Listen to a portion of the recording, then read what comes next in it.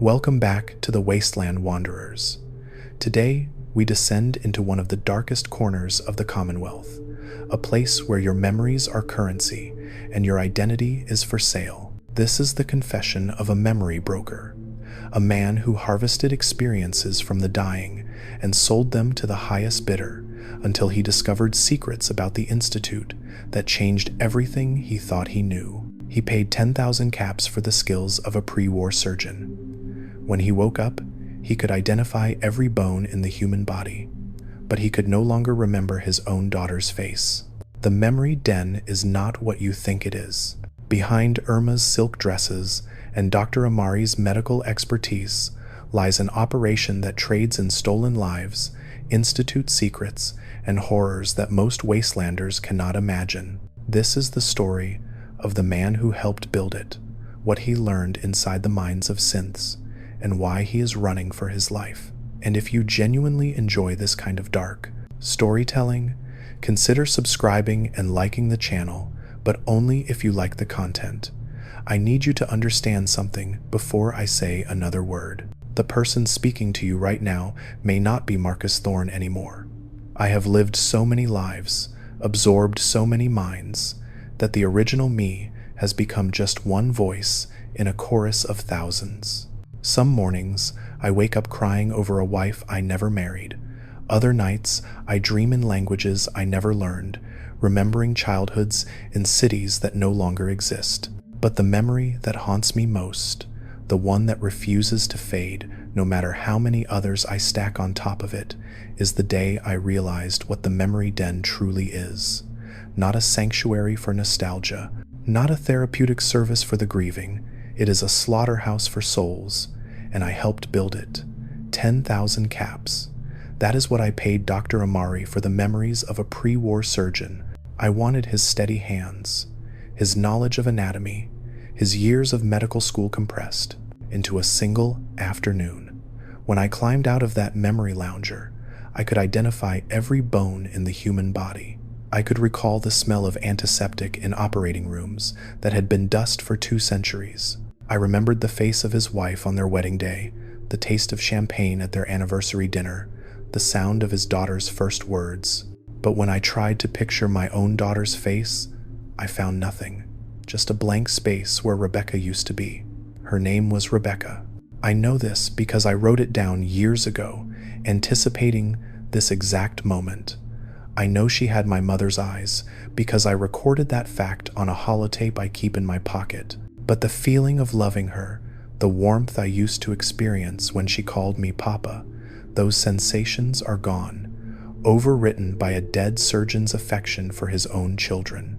That is the price of memory trading. Nobody tells you about the cost until you have already paid it. My name is Marcus Thorne, though that identity feels more like a costume I wear than a truth I embody. I am what the Commonwealth calls a memory broker. I harvest experiences from the dying and sell them to the highest bidder. I have dealt in pre-war knowledge, military training, artistic talents, and intimate moments that would make even the most hardened wastelander weep. I have made fortunes and spent them. I have saved lives with the skills I purchased and ended others with the secrets I uncovered. For 7 years, I operated in the shadows between Goodneighbor and Diamond City, building a network of suppliers and clients that stretched from the glowing sea to the farthest reaches of the Commonwealth. I was good at my work. I was careful. I was discreet. And then I made the mistake that would destroy everything I thought I knew about this business, about the Institute, about the very nature of memory itself. I downloaded the memories of a synth, not a Gen 2, with its mechanical brain and programmed responses. A Gen 3, one of the Institute's perfect replications of humanity, indistinguishable from the real thing until you crack open their skull and find the component nestled against their hippocampus. I did not know what she was when I extracted her memories. She was dying from a gunshot wound in a bombed-out apartment near Faneuil Hall, and she offered me everything she had in exchange for enough Med-X to ease her passing. I thought I was getting the standard package. Life experiences, useful skills, maybe some valuable information I could sell to the right buyer. What I actually received was a window into the institute itself, their laboratories, their experiments, their plans for the Commonwealth, and something else. Something that keeps me awake at night, that makes me question whether any of us are who we think we are. But I am getting ahead of myself. Let me start at the beginning, the real beginning, when I first discovered that memories could be bought and sold like any other commodity in the wasteland. 7 years ago, I was just another drifter looking for work in Goodneighbor. I had some experience with pre-war technology from my time scavenging in the ruins of Cambridge, and I had heard rumors about a place called the Memory Den, where people paid good caps to relive their pasts. I thought maybe I could find employment as a technician, maintaining the memory loungers or assisting with basic procedures. What I found instead was something far more valuable. I found Irma's basement.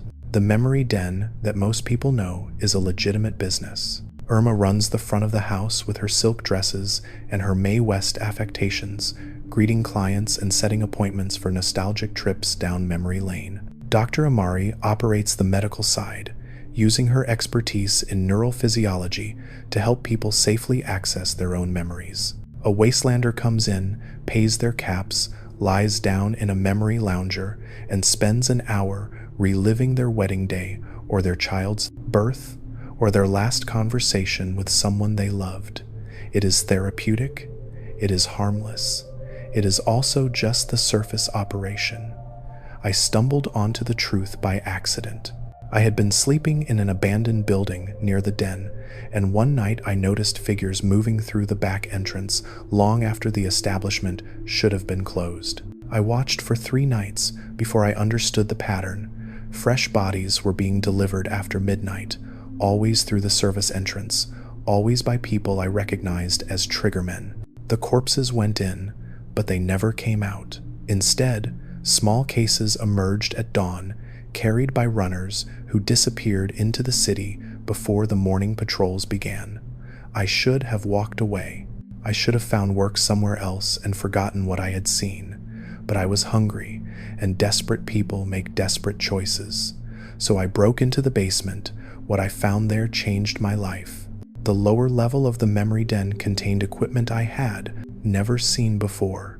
Modified memory loungers connected to massive data storage systems, surgical tables with restraints, shelves lined with hundreds of small containers, each labeled with a date and a cryptic designation. And in the center of it all, Dr. Amari herself, working alone at 3 a.m, extracting something from the brain of a dead triggerman.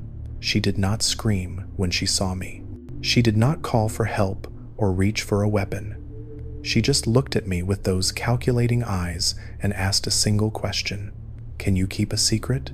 That was the night I learned that memories could be extracted from the dead, not just relived, but actually removed from one brain and transferred to another. Dr. Amari had been perfecting the technique for years, working in secret beneath the legitimate operations of the Memory Den. She had discovered that the memory loungers were capable of far more than anyone realized. With the right modifications, they could copy neural patterns from a deceased subject and encode them onto specialized data chips. Those chips could then be implanted into a living recipient, effectively transferring the dead person's memories, skills, and knowledge into a new host. The implications were staggering. Imagine being able to learn any skill instantly by absorbing the memories of an expert. Imagine gaining decades of experience in a single afternoon. Imagine the value of pre-war knowledge in a world where most of humanity's achievements had been reduced to radioactive ash. Amari saw the potential immediately, but she also saw the danger. Memory transfer was not a perfect process. The human brain was not designed to contain multiple lifetimes of experience. Recipients often suffered confusion, personality fragmentation, and in severe cases, complete psychological breakdown. The technology needed to be controlled, distributed carefully, used only by those who understood the risks. That is where I came in. She needed someone to manage the business side, someone to find suppliers, screen clients, handle distribution, and ensure that the wrong people never learned about what she could do. In exchange, she would give me access to memories that would make me wealthy beyond imagination. Pre-war engineers who could teach me to build anything. Doctors who could show me how to heal any wound. Scientists, soldiers, artists, and scholars, all available for the right price. I took the deal. Of course I took the deal. Who would not? For the first few years, everything worked exactly as Amari promised. I recruited a network of runners to bring us bodies from across the Commonwealth, scavengers who found corpses in the ruins, triggermen who had access to recently deceased members of their organization, even some of Hancock's people who understood that the mayor would look the other way as long as Goodneighbor got its cut.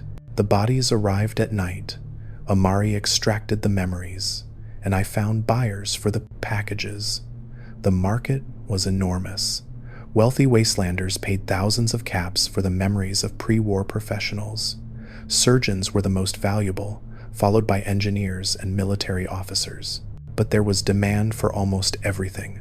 Chefs, artists, musicians, linguists.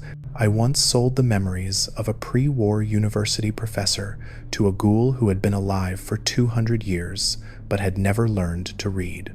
Another time, I brokered a package from a gunner commander to a young man who wanted to know how to fight. The skills transferred cleanly. The knowledge stuck. Within weeks, the professor's student was reading Shakespeare, and the young fighter had won 3 arena matches in Goodneighbor.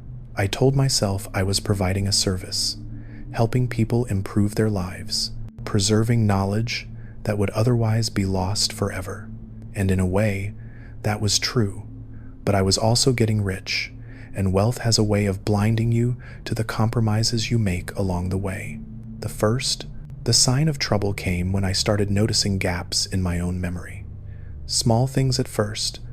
I would forget where I had put something, or blank on a name I should have known. I assumed it was stress, or age, or the chems I had started taking to help me sleep. But then the gaps got bigger. I would lose entire days, waking up in places I did not remember traveling to, with caps in my pocket that I could not account for. I started keeping a journal to track my movements, but even that did not help. Some mornings I would read entries I had no memory of writing. Amari explained what was happening. Every memory transfer left traces in the recipient's brain, small fragments of the donor's personality, emotional responses, habitual behaviors. Usually these fragments faded over time, overwritten by the recipient's own experiences. But I had undergone dozens of transfers by that point, absorbing package after package to expand my skills and knowledge. The fragments were accumulating. Different personalities were competing for space in my consciousness. She warned me to slow down, take fewer packages, give my brain time to integrate what I had already absorbed. But I was addicted, not to the memories themselves, but to what they represented: power, capability, the feeling that I could become anyone, do anything, know everything. Each new package made me more valuable, more dangerous, more necessary to the operation we had built. I could not stop. I would not stop. And so I kept consuming. Pre-war soldiers, Brotherhood scribes, Institute scientists whose bodies had washed up on the shores of the Charles River. Each transfer pushed me further from whoever I had been originally, but I told myself the sacrifice was worth it. I was becoming something greater than a single human being. I was becoming a repository for all of human experience. Then the railroad came. I had known about them for years. Everyone in the memory trade knew about the railroad. They were the reason we had to be so careful with synth extractions.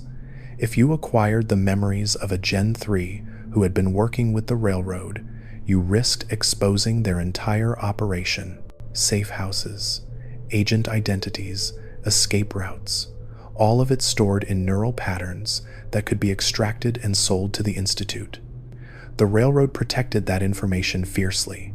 They had killed memory traders before, people who got too curious about synth minds and learned more than they should have.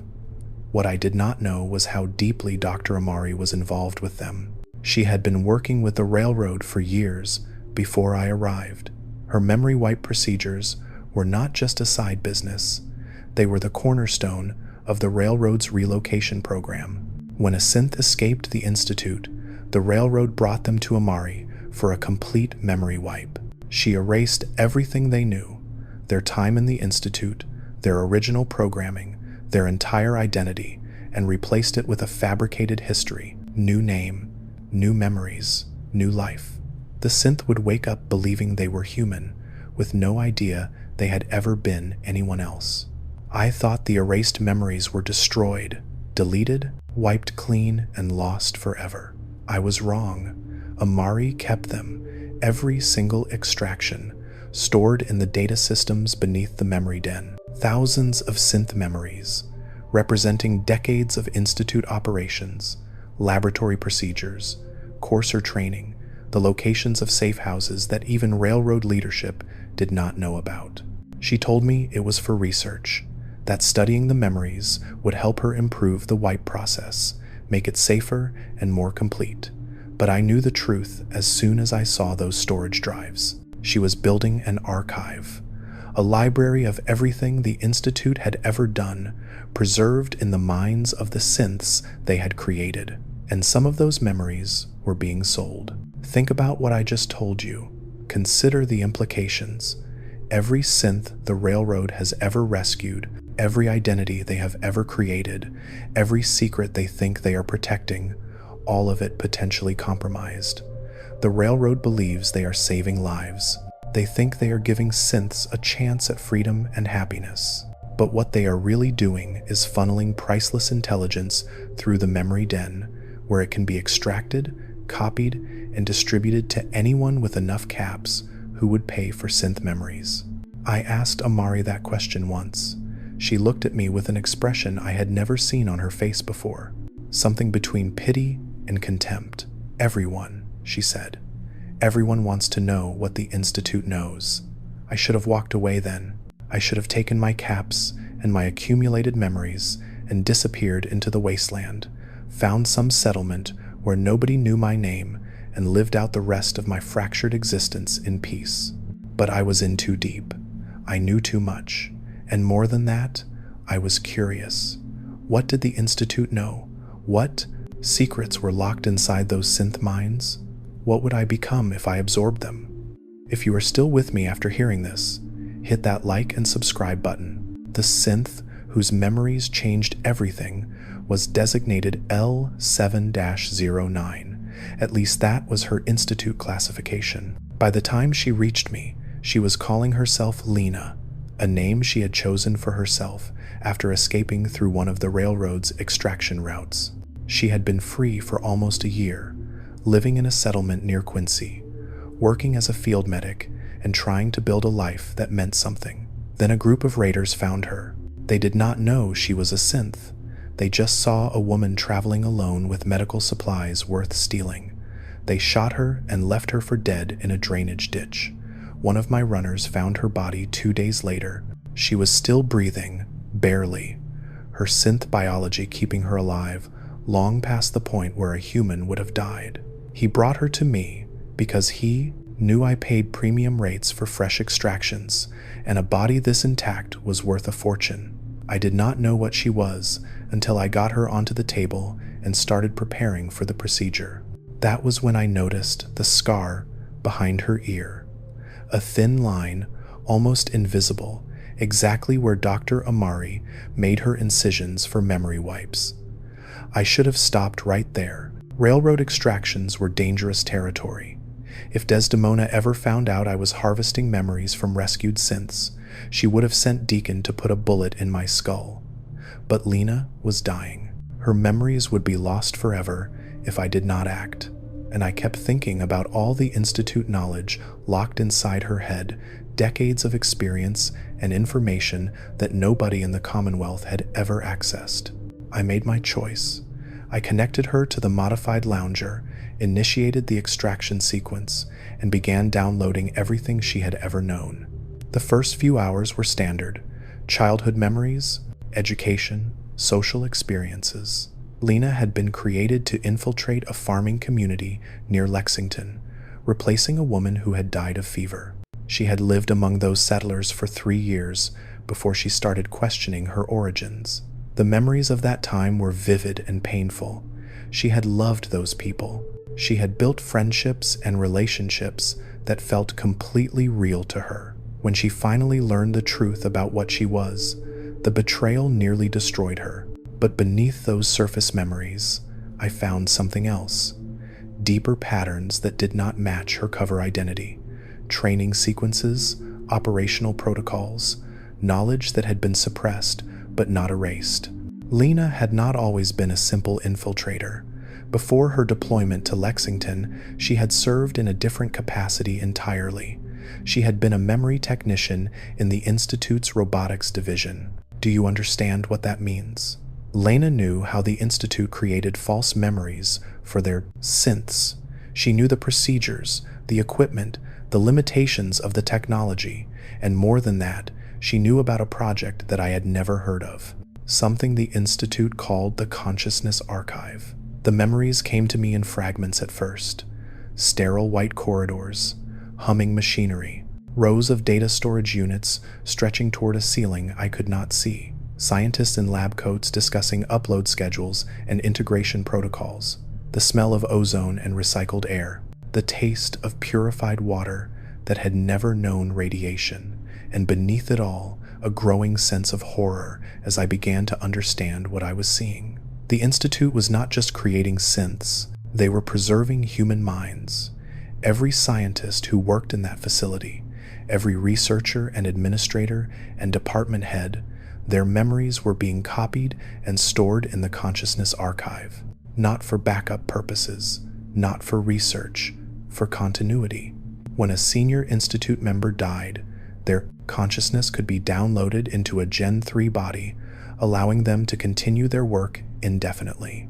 Some of the Institute's leadership had already undergone the process multiple times, transferring from body to body across decades, accumulating knowledge and experience that no single human lifetime could contain.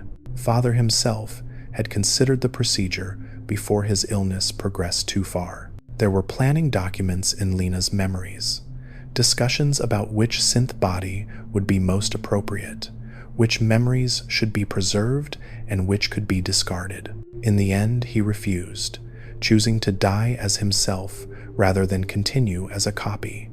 But others had not been so principled. The Institute I thought I knew was only the surface. Beneath it lay something ancient and terrible, a conspiracy of immortals, wearing human faces, directing the course of the Commonwealth from the shadows, and they had been doing it for generations. I pulled out of the extraction in a cold sweat, my hands shaking so badly I could barely disconnect the neural leads. Lena was dead. Her body had finally given out during the download, and I had been so deep in her memories that I had not even noticed. I sat beside her corpse for a long time, trying to process what I had learned, the Institute, the archive, the possibility that the people running that organization were not people at all anymore, but copies of copies, echoes of minds that had died decades ago. And then I realized something even worse. If the Institute could preserve consciousness in synth bodies, what was stopping them from doing it to anyone? What was stopping them from copying the minds of Commonwealth leaders, military commanders, influential traders? Replace the original with a synth duplicate, download the archived consciousness, and nobody would ever know the difference. The perfect infiltration, the perfect control. How many people in the Commonwealth were still themselves? How many had already been replaced? I started seeing conspiracies everywhere after that. Every person I met, every client and contact and casual acquaintance, I wondered if they were real. I analyzed their behavior for inconsistencies.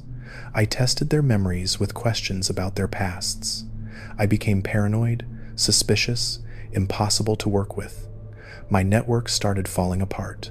Runners stopped bringing me bodies because they thought I had lost my mind.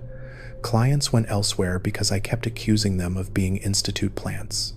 Amari noticed the change immediately. She sat me down in her laboratory and demanded to know what was wrong. When I told her about Lena, about the archive, about what I had seen in those memories, she did not react the way I expected. She did not express shock or disbelief or horror. She just nodded slowly, like I had confirmed something she already suspected. "How long have you known?" I asked her. She would not answer. She just told me to forget what I had seen, to bury those memories as deep as I could and never speak of them again. "The Institute had ears everywhere," she said. "If they learned that someone in the Commonwealth knew about the archive, they would burn Goodneighbor to the ground to keep that secret safe." I tried to take her advice. I really did. For almost a month, I focused on routine extractions, simple memory packages that did not require me to think about anything larger than the next transaction. I stopped taking new transfers into my own mind, hoping that the Lena memories would fade if I gave them time. I even considered leaving the business entirely, taking my accumulated wealth and disappearing into the wasteland like I should have done years before. But the memories would not let me go. Every night, I dreamed about the archive. Those endless rows of storage units, each one containing a human mind, waiting to be downloaded into a new body. I saw faces I recognized from the memories I had absorbed over the years. Institute, scientists whose extractions I had sold, pre-war researchers whose knowledge I had distributed across the Commonwealth. Were they in the archive too? Were copies of their minds still active somewhere, living new lives in synthetic bodies, while I profited from selling fragments of who they used to be? The guilt was crushing. I had thought of myself as a preservationist, someone who saved knowledge from being lost forever. But what if I was something else entirely? What if I was a grave robber, desecrating the dead while their true selves continued on without even knowing they had been violated? I had to learn more. I had to understand what the archive really was and what it meant for everyone in the Commonwealth. So I started hunting for more synth memories, specifically targeting escapees who might have worked in the robotics division. It was dangerous work. The railroad had people watching for exactly this kind of activity, and I had to be careful not to attract their attention. But I was desperate, and desperate people take risks that wiser minds would avoid. Over the next 3 months, I extracted memories from 4 more synths. 2 of them had worked in maintenance and knew nothing useful.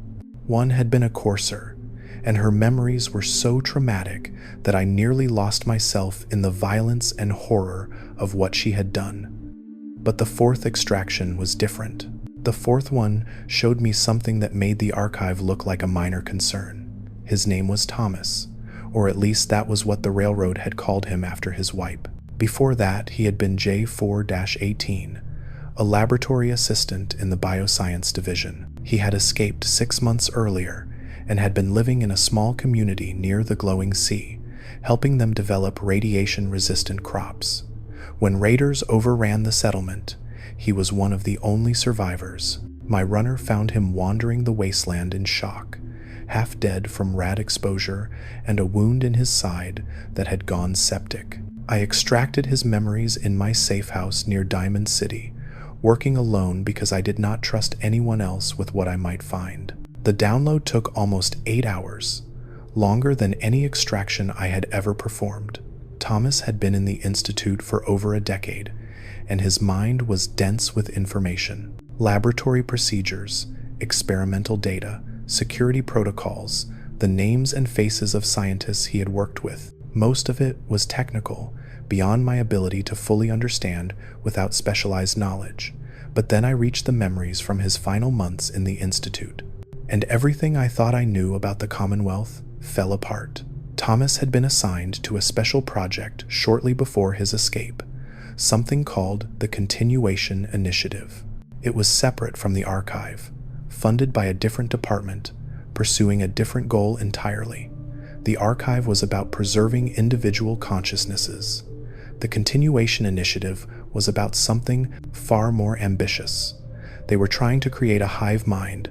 Picture it, dozens of synths, maybe hundreds, all sharing the same base consciousness, the same memories, the same knowledge, the same goals.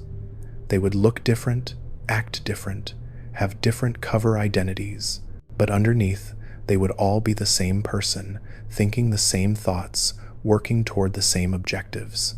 A single intelligence distributed across multiple bodies, impossible to kill because destroying one unit would not affect the others. The perfect infiltration network, the perfect control system. The project was still in early stages when Thomas escaped.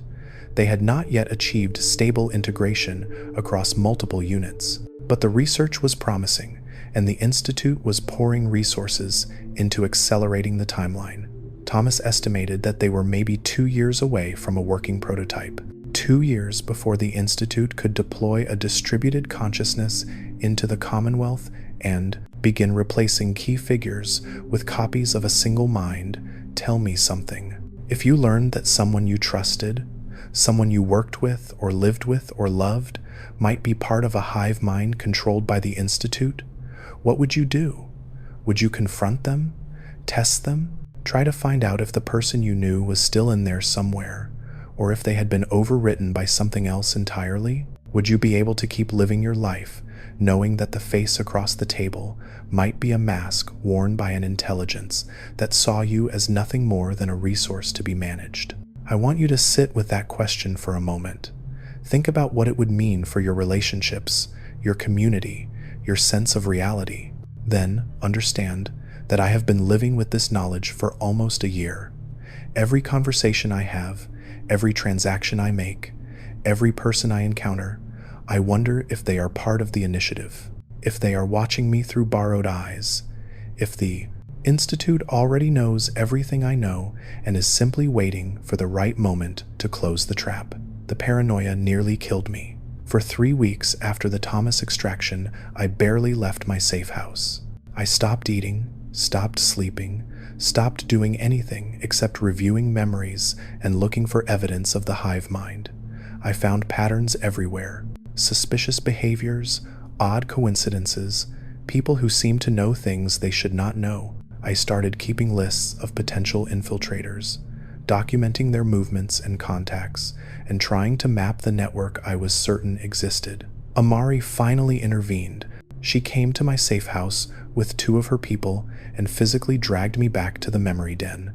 She sedated me, strapped me to a lounger, and spent almost a week trying to stabilize my fragmenting consciousness.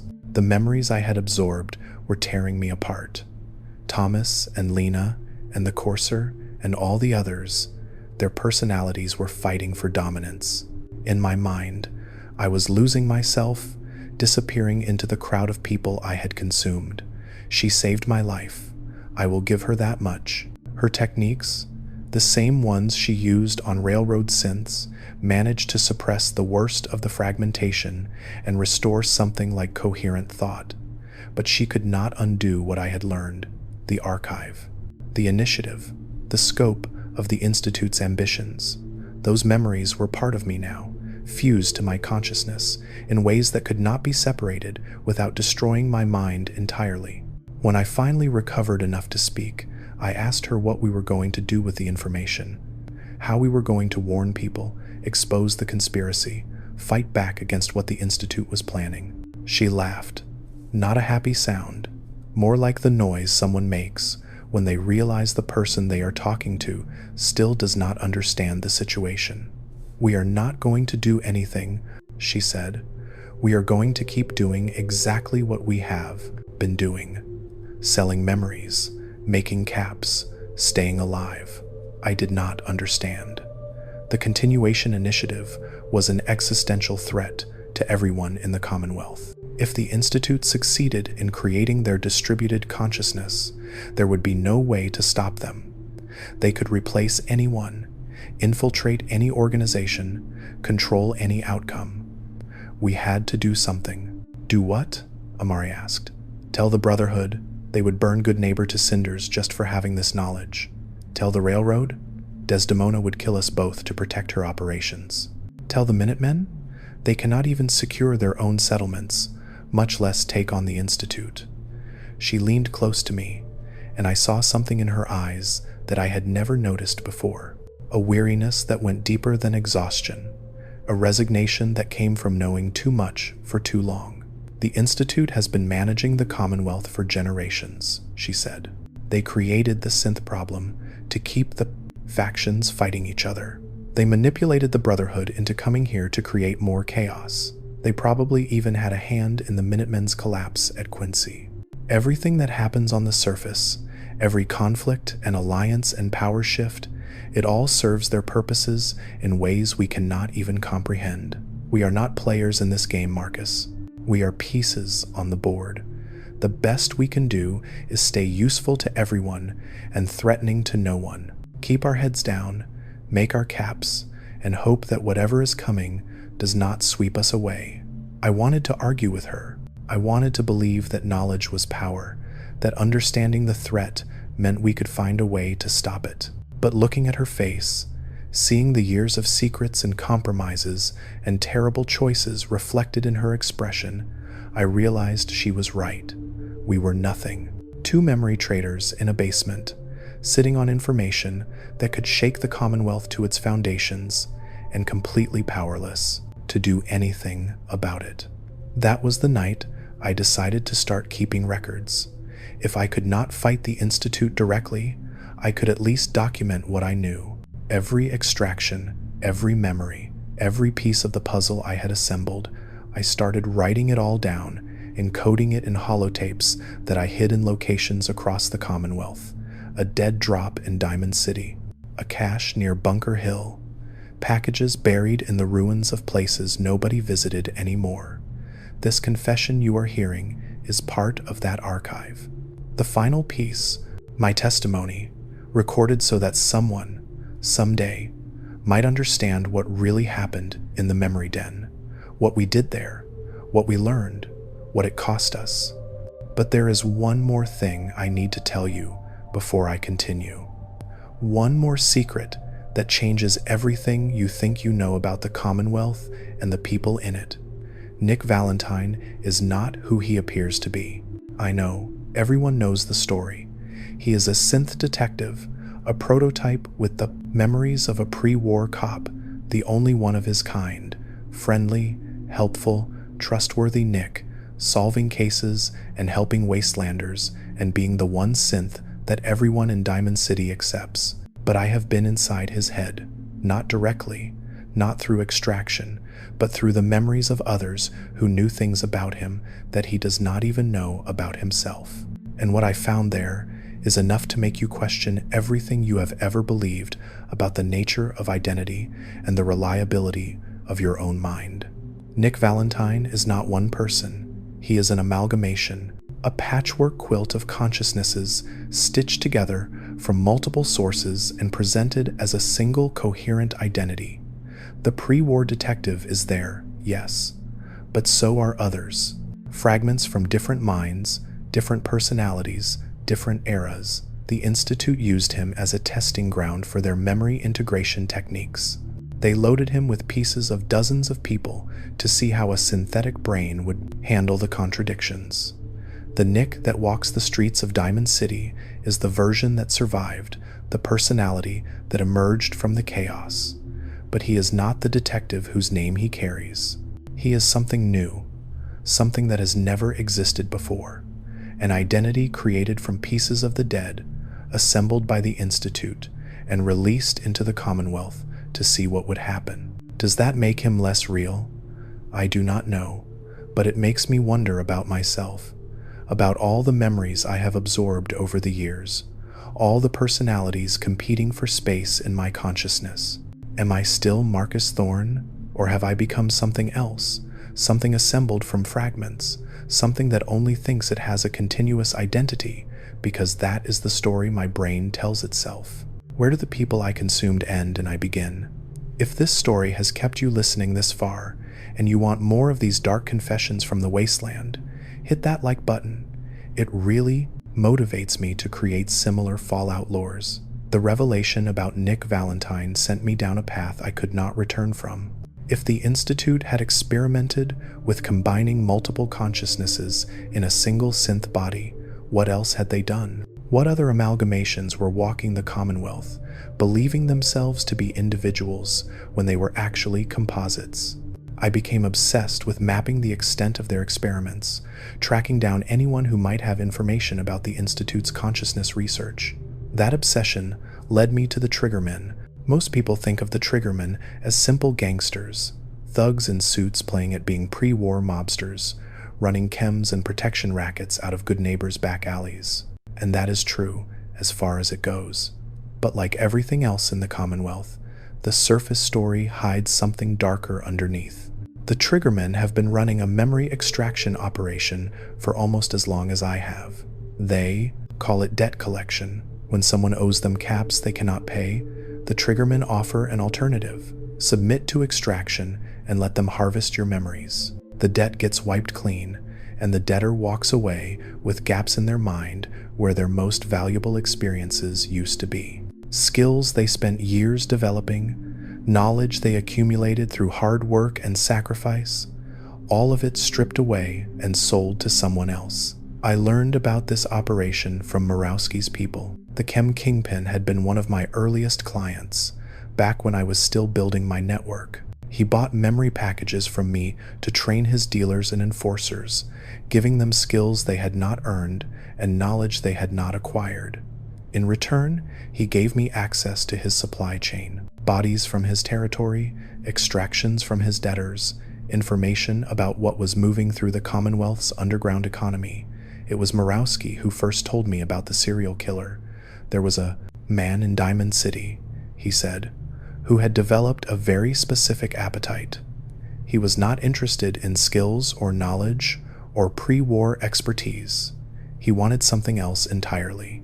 He wanted to experience death, not his own death, other people's deaths, the final moments of murder victims extracted from their cooling bodies and sold to him for premium prices. He would lie in a memory lounger and relive their terror, their pain, their desperate final thoughts as their lives slipped away, and then he would come back for more. Murawski did not know the man's name or where he lived.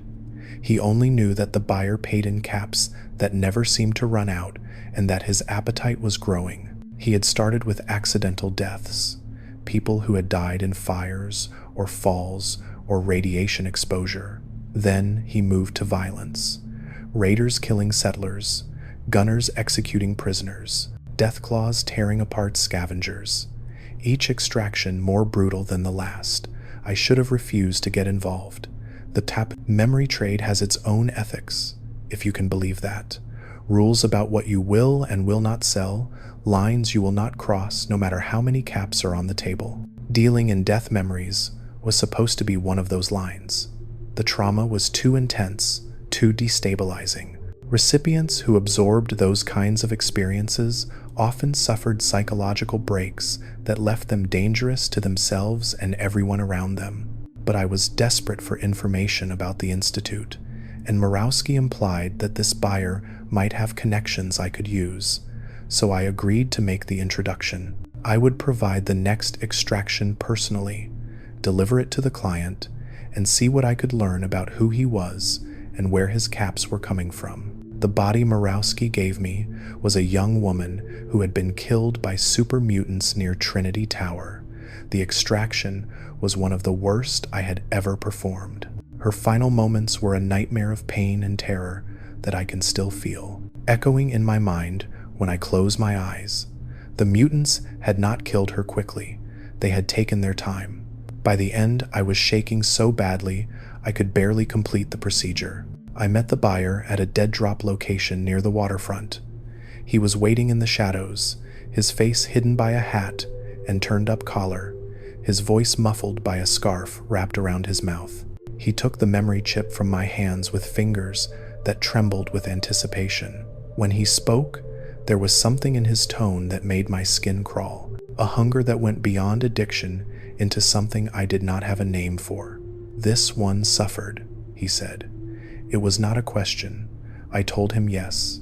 He made a sound that might have been satisfaction. I tried to draw him into conversation, to learn something about who he was or where he came from, but he was not interested in talking. He paid me in pre-war money, actual preserved bills that must have come from a vault or a sealed collection somewhere, and then he disappeared into the darkness before I could ask anything else. I never learned his identity, but I learned something else, something that disturbed me almost as much as his appetite for death. The bills he paid me with had institute markings on them, tiny symbols printed in the margins, invisible unless you knew what to look for. Someone in the institute was funding this man's obsession, paying him to consume the deaths of Commonwealth citizens and feeding an addiction that could only end in violence. Why would they do that? What possible purpose could it serve? I spent weeks trying to understand.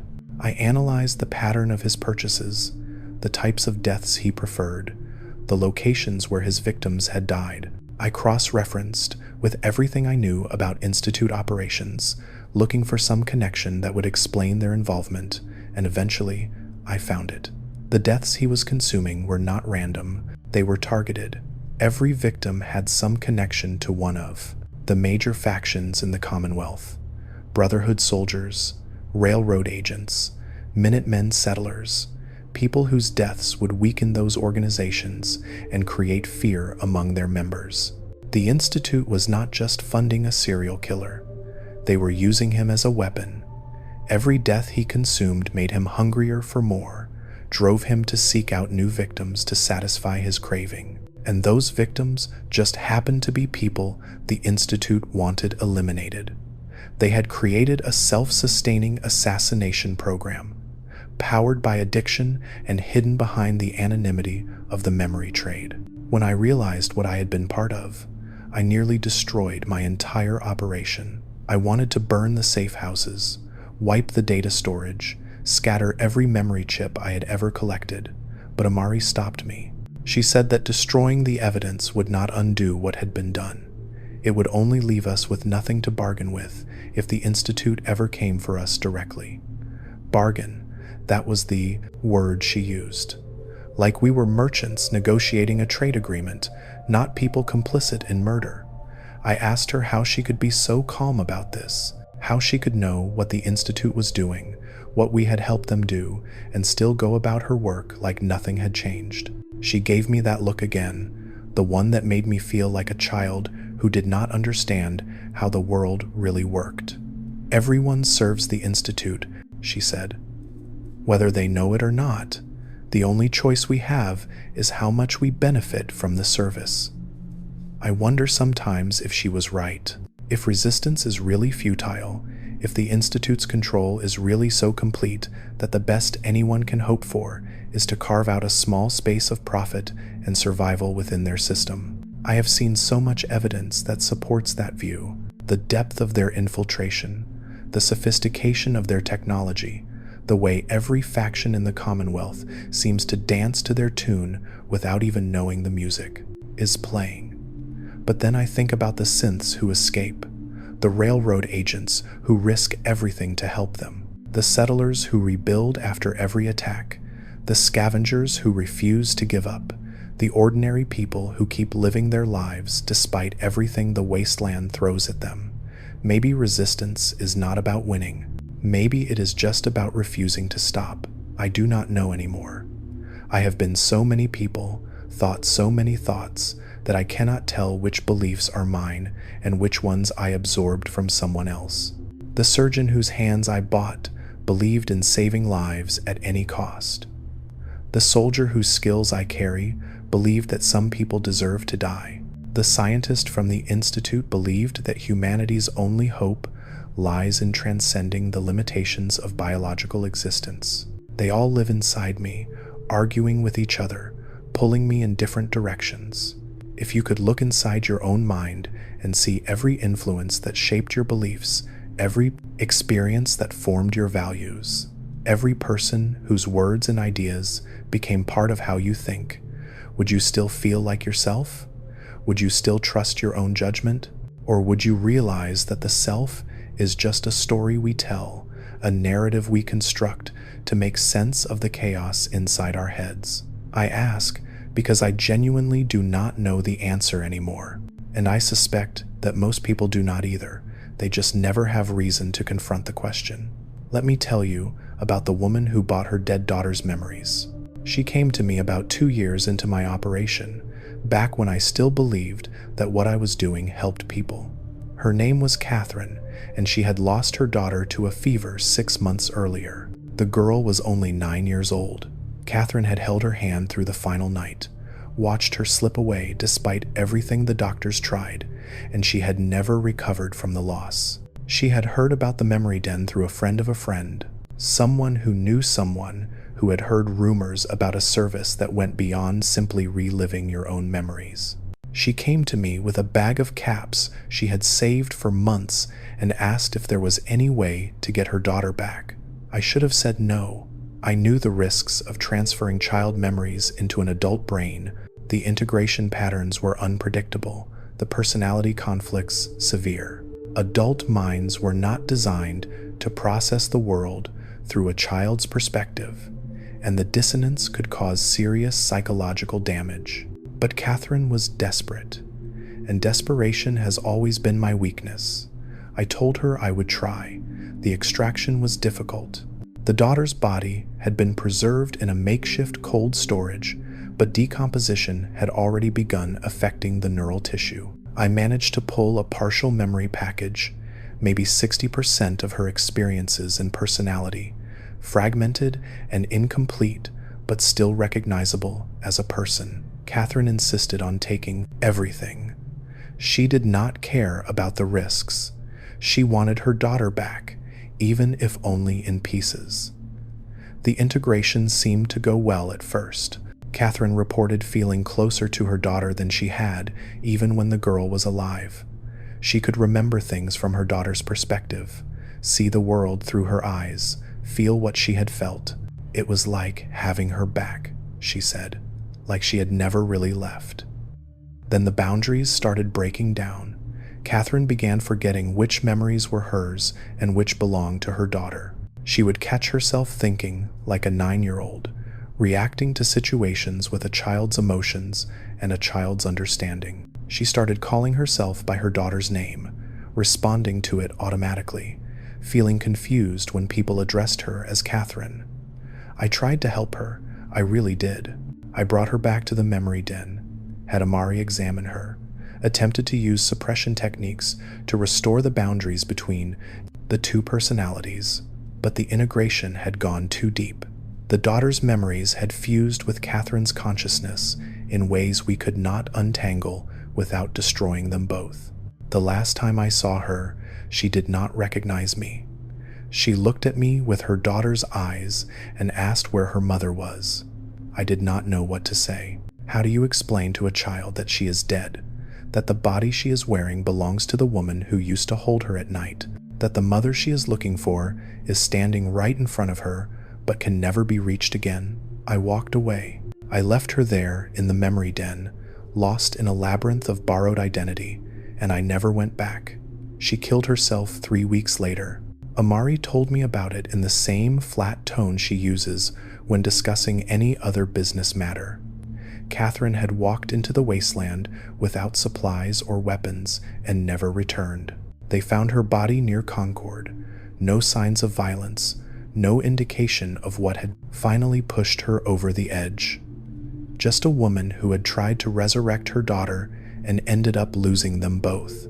I think about Catherine a lot, about the choice she made and where it led her, about whether I should have refused to help, should have saved her from herself, even if it meant denying her the things she wanted most.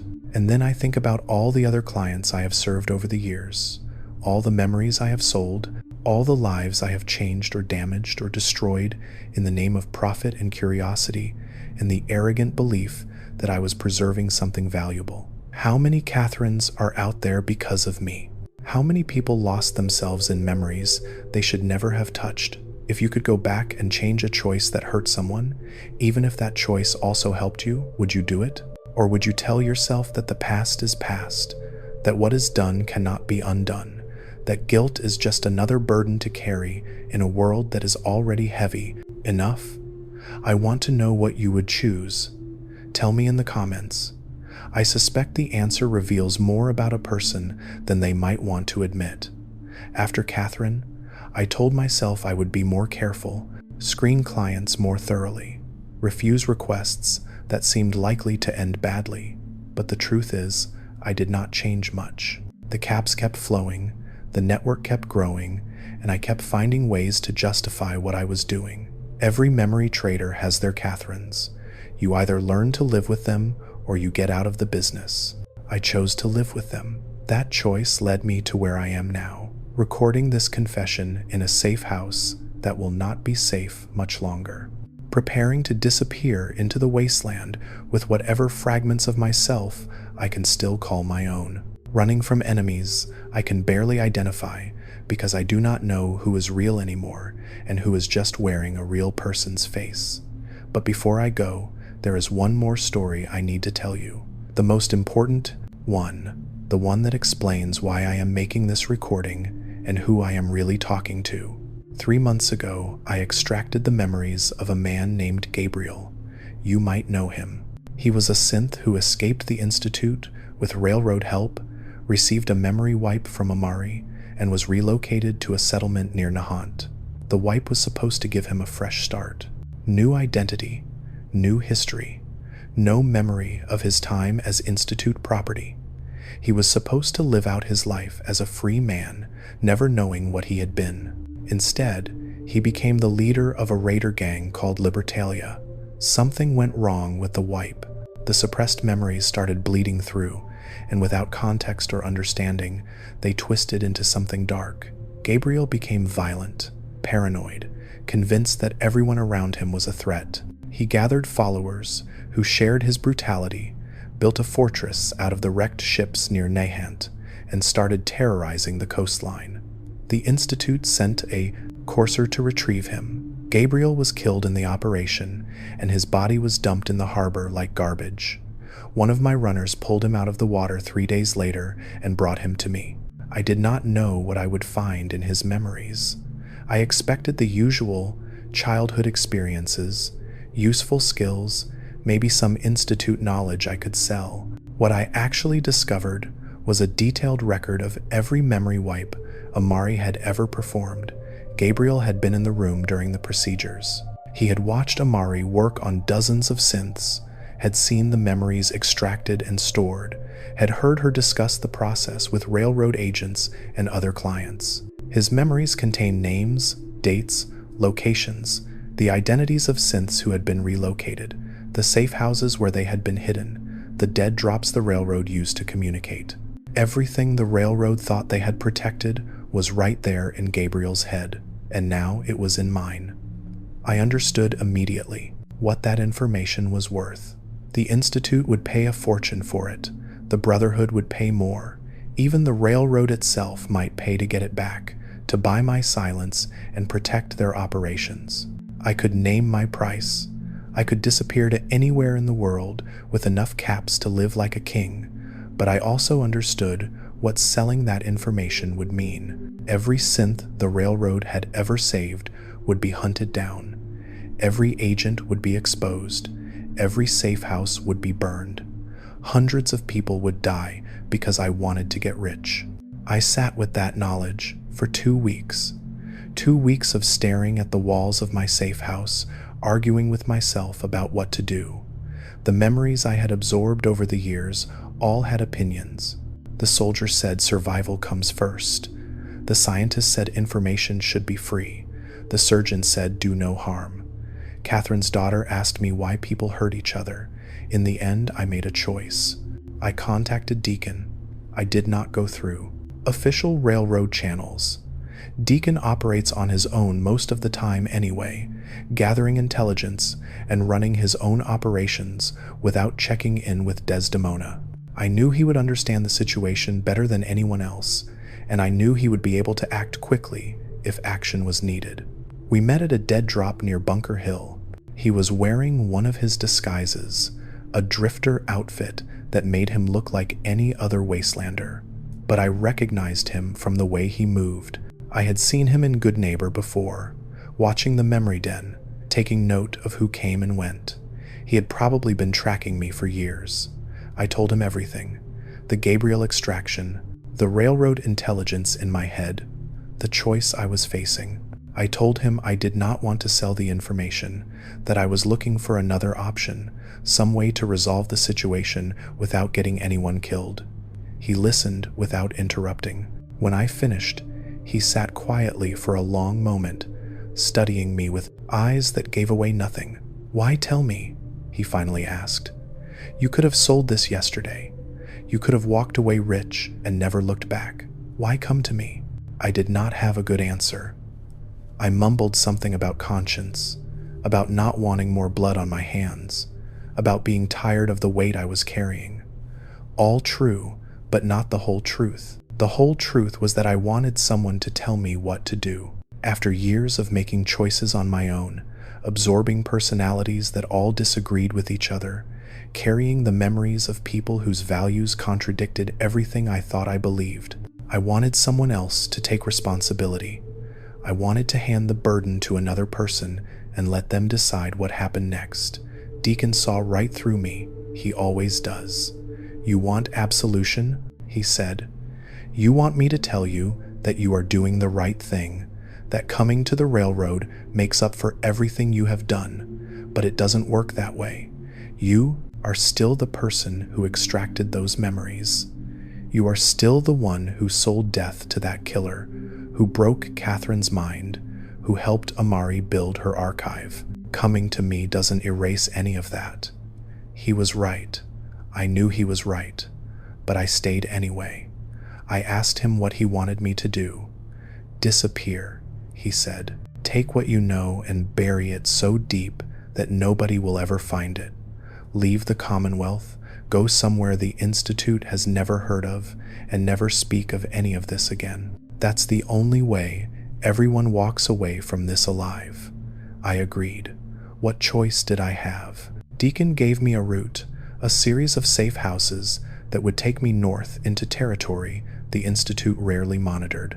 He gave me supplies, a new identity, contacts who could help me establish myself once I arrived. In exchange, I gave him everything I had on Amari's operation: the location of her archives, the names of her suppliers, the details of how she had been skimming railroad extraction for her own purposes. I betrayed her. After everything we had been through together, all the years of partnership and shared secrets and mutual protection, I sold her out to save myself. Maybe that tells you everything you need to know about who I really am. Not the memory broker, not the preservationist, not the reluctant witness to terrible truths. Just a man who, when it finally mattered, chose his own survival over loyalty, over friendship, over everything.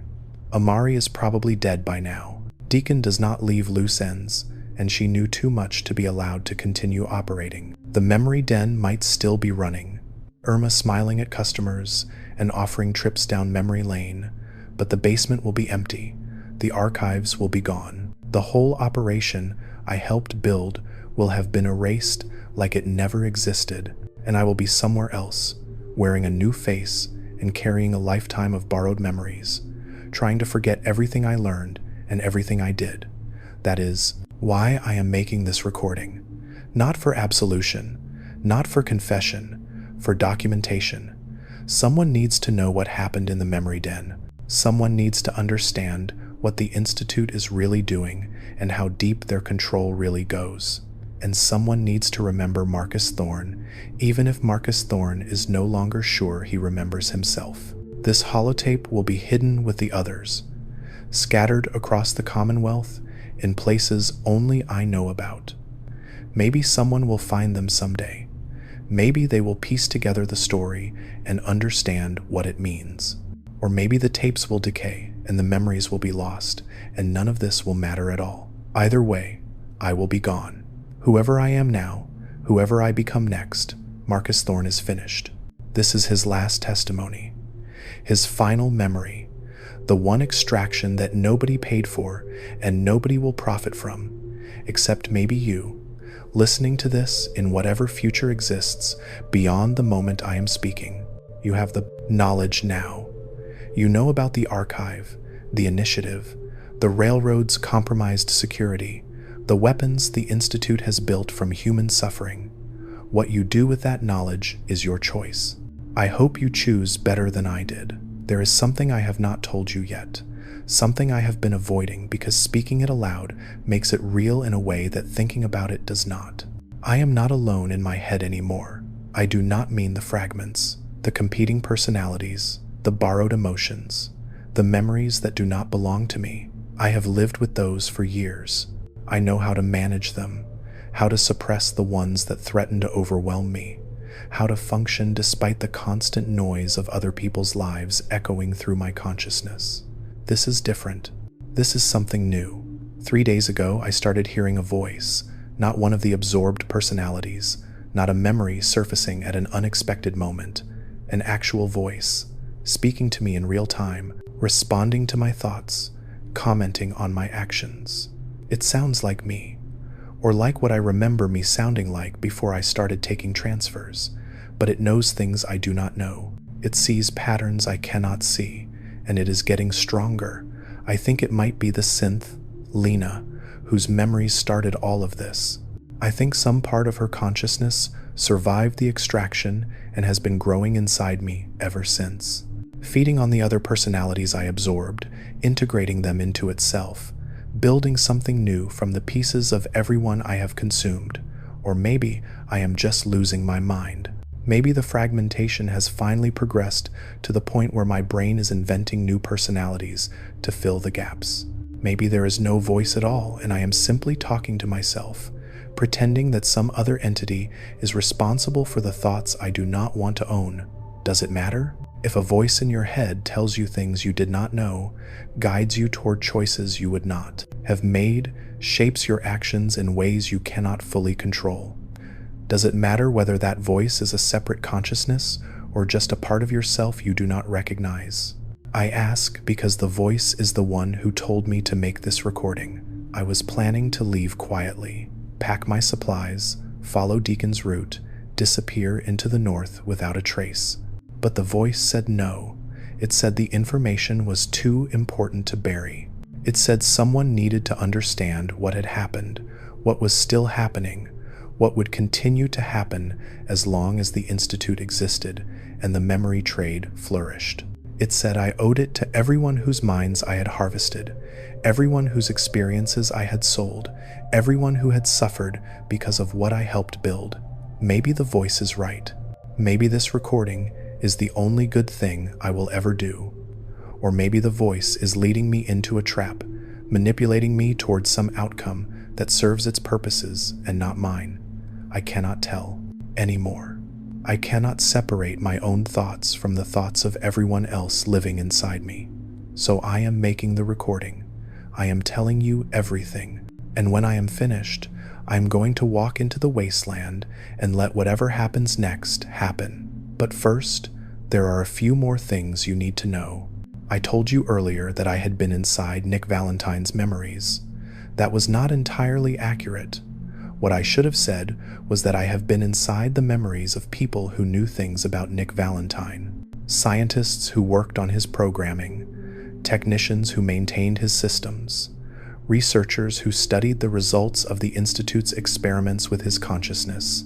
Those memories painted a picture of Nick that contradicts almost everything the Commonwealth believes about him, but they also revealed something else, something about the nature of synth consciousness that has implications far beyond a single detective in Diamond City. The Institute did not create synth minds from nothing.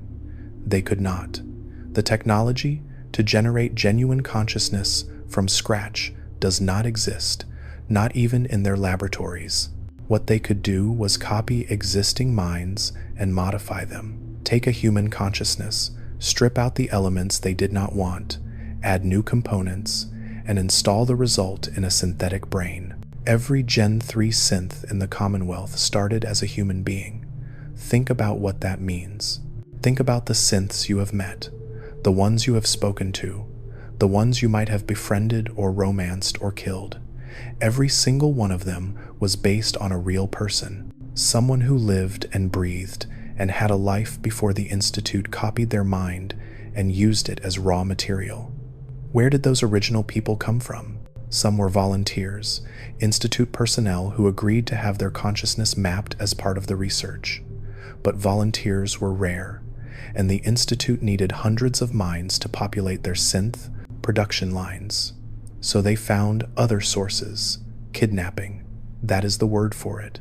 Even if the institute used more clinical terminology. They took people from the Commonwealth, sedated them, copied their minds, and then either killed them or returned them with no memory of what had happened. The people walking around the wasteland right now, going about their lives, raising their families, some of them have been harvested without ever knowing it. Their consciousness was copied, modified, and installed in a synth body, and they have no idea that a version of themselves is out there somewhere, living a completely different life. How many? I do not know. The memories I absorbed suggested hundreds, maybe thousands over the years. The Institute kept records, but I did not have access to those files. All I have are fragments, images of sedated subjects in Institute facilities, discussions about harvesting schedules and target selection, references to specific individuals who had been copied, and the synths that had been created from their minds. One of those references mentioned a name I recognized, a settler from a community near Jamaica Plain. I had bought memories from her corpse 3 years ago after she died in a super mutant attack. Standard extraction, nothing unusual, or so I thought at the time. But according to the Institute memories, she had been harvested years before her death. Somewhere in the Commonwealth, there might be a synth walking around with her face, her voice, her memories up to the point of copying. I have been carrying that knowledge for months, wondering if I should try to find the synth, to tell her what she is, to let her know that the original version of herself lived and died without ever knowing she had been duplicated. But what good would that do? What would it change? The synth has her own life now, her own experiences, her own identity. Learning that she started as a copy of someone else would only cause pain. This is what the memory trade does to you. It gives you knowledge you cannot use, truths you cannot share, burdens you cannot put down. Every extraction adds to the weight. Every transfer makes the load heavier. And eventually, you reach a point where you cannot carry any more, where the sheer volume of what you know threatens to crush you. I reached that point a long time ago. I just did not realize it until now. Let me tell you about the last extraction I ever performed, the one that finally broke me. His name was David. He was a farmer from a settlement west of Diamond City, about 50 years old, with a wife and 2 grown children. He came to me because he was dying, some kind of wasting disease that the Commonwealth doctors could not identify or treat. He had maybe 3 months left, and he wanted to make sure his family was provided for. David did not have caps. What he had was 40 years of agricultural knowledge, crop rotation, soil management, irrigation techniques, pest control, everything he had learned from his parents and grandparents and developed through his own experience. He wanted to sell those memories to someone who could use them, someone who would put that knowledge to work, growing food for the Commonwealth. It was the kind of deal I used to tell myself justified everything else I did. Preserving valuable knowledge, helping a dying man provide for his family, making the wasteland a little bit better. I agreed immediately. The extraction took almost 6 hours. David's memories were dense and detailed, packed with information that would be invaluable to any farming community, but they were also full of his life. His childhood on his parents' farm, meeting his wife at a harvest festival, the births of his children, decades of struggle and triumph, and ordinary moments that meant nothing to anyone except him. When I finished the extraction, I had everything, not just the agricultural knowledge, but all of it. His entire existence, compressed into a data chip the size of my thumbnail. I sold the farming memories to a settlement near Ten Pines Bluff. They paid fair price, and I split the caps with David's family as agreed. Everyone was satisfied with the transaction, but I kept the rest. I told myself I was preserving them, that someday his children might want to experience their father's memories, to see the world through his eyes one more time. It was a lie. I kept them because I wanted them for myself. Because David's life was simple and good and full of love, and I had forgotten what any of those things felt like. I absorbed his memories 3 weeks after the extraction. I lay down in my own modified lounger, connected the data chip, and let David's life pour into my consciousness. For a few hours, I was him. I remembered his wife's face on their wedding day. I felt the weight of his newborn daughter in my arms. I tasted his mother's cooking and smelled the soil after spring rain and heard the laughter of his children playing in the fields. I experienced 40 years of peace and contentment and the quiet satisfaction of building something that would outlast me. And then I woke up and I was still Marcus Thorne, still a memory trader in a safe house in the ruins of Boston. Still carrying the weight of everyone I had consumed and everything I had done. David's happiness was inside me now, but it did not belong to me. It was just another borrowed experience, another life I had stolen to fill the emptiness where my own life used to be. That was when I understood what I had become.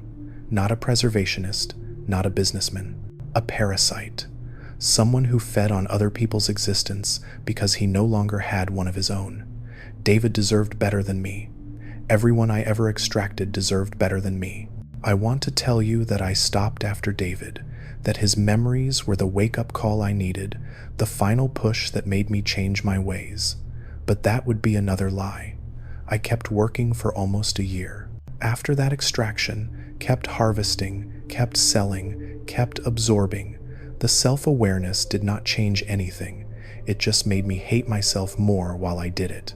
What finally stopped me was the Gabriel extraction, learning what Amari had been doing with the railroad memories, realizing the scope of the conspiracy I was part of, understanding that my operation was just one small piece of something much larger and much worse. That was when I decided to get out, not because I had grown a conscience, because I had finally become afraid. Fear is a better motivator than guilt. Remember that. If you remember nothing else from this confession, guilt makes you feel bad about what you have done, but fear makes you stop doing it. So now I am here, recording this testimony, preparing to disappear, trying to figure out what I am supposed to do with whatever time I have left. The voice in my head has opinions about that, but I am not sure I trust them. The voice might be Lena, or it might be me, or it might be something else entirely. I do not know anymore. I do not know much of anything anymore, but I know this. The memory trade will continue after I am gone. Amari might be dead, but someone else will take her place. The technology exists. The demand exists. The supply of bodies will never run out. Someone will always be willing to pay for skills they did not earn and experiences they did not live. And someone will always be willing to sell. Maybe that is fine. Maybe there is nothing wrong with the basic concept, with preserving knowledge and transferring it between minds. Maybe the problem is not the trade itself, but the way I conducted it, the lack of ethics, the absence of oversight, the willingness to deal with anyone who had caps, regardless of what they planned to do with the memories they bought. Or maybe the whole enterprise is corrupt from the foundation.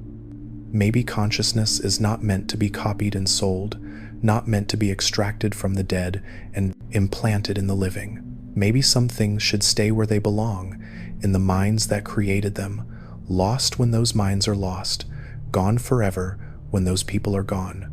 I do not know the answer. I have thought about it from every angle, absorbed perspectives from dozens of people with different values and beliefs, and I still cannot decide what I think.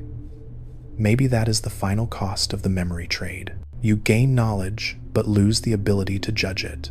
You accumulate perspectives, but lose your own point of view.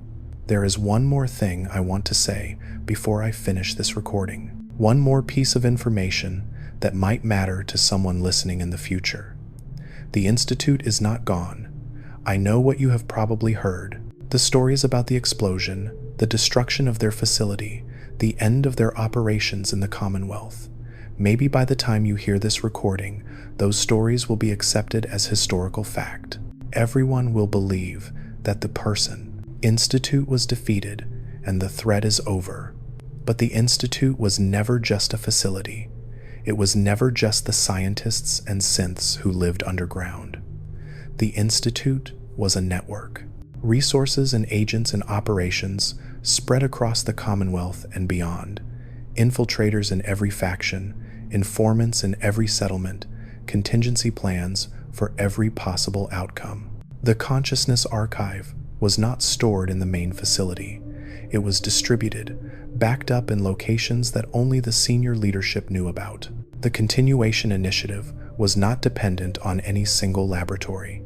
The research could continue anywhere with the right equipment and expertise. Destroying the Institute's headquarters was like cutting off a limb, painful, damaging, but not fatal. The brain is still alive, the consciousness is still intact, and eventually it will build itself a new body. I do not know when or how that will happen. The memories I absorbed did not include those details, but I am certain that it will happen. The Institute has been planning for its own destruction for decades. They would not have invested so much in consciousness preservation if they were not prepared to use it. So stay alert. Stay suspicious. When someone you know starts acting differently, when a leader makes decisions that do not make sense, when events unfold in ways that benefit no one you can identify, consider the possibility that the Institute is still pulling strings. They are patient, they are careful, and they never really lose. That is my warning. That is my gift to whoever finds this recording. The knowledge that the danger is not over, that the enemy is not defeated, that the fight for the Commonwealth's future is still being waged, even if most people do not realize it. Use that knowledge wisely, or do not use it at all. I am past the point of caring what happens after I leave. The voice is telling me it is time to go. It says I have talked enough, revealed enough, documented enough. It says the recording is complete, and I need to move before the people looking for me figure out where I am. I think the voice is right. I think I have said everything I needed to say. If this confession meant something to you, leave a like. It is the only way I know you liked the video. My name was Marcus Thorne. I was a memory broker operating out of Goodneighbor. I sold experiences to the highest bidder and absorbed so many lives that I lost my own somewhere along the way. I helped the Institute without knowing it, betrayed the railroad to save myself, and destroyed the only partnership that ever meant anything to me. I do not know who I am anymore. I do not know which thoughts are mine and which belong to the people I consumed. I do not know if the voice in my head is a friend or an enemy, a separate consciousness, or a fragment of my own broken mind. But I know this. Somewhere in the mess of borrowed memories and stolen experiences, there is still something that feels like me. Some core of identity that has survived everything I have done to myself. And that core is tired of carrying the weight, tired of running from the consequences, tired of being so many people that he cannot remember what it felt like to be one. I am going to walk into the wasteland now. I am going to follow the route Deacon gave me and see where it leads. Maybe I will find a place to start over. Maybe I will find peace. Maybe I will just find an ending, which might be the same thing. Whatever happens, this is the last you will hear from Marcus Thorne. The last memory I will ever record, the final extraction from a mind that has extracted too many. Thank you for listening. Thank you for caring enough to hear this all the way through. And if you take nothing else from my confession, take this. Your memories are who you are. Guard them carefully. Do not let anyone take them from you. And do not be so desperate to become someone else that you forget to be yourself. The wasteland will still be here tomorrow. The Institute will still be scheming, the factions will still be fighting, and the memory trade will still be grinding up lives and selling them for caps. But you do not have to be part of it. You can choose differently. You can be better than I was. I hope you do. I really do. Goodbye.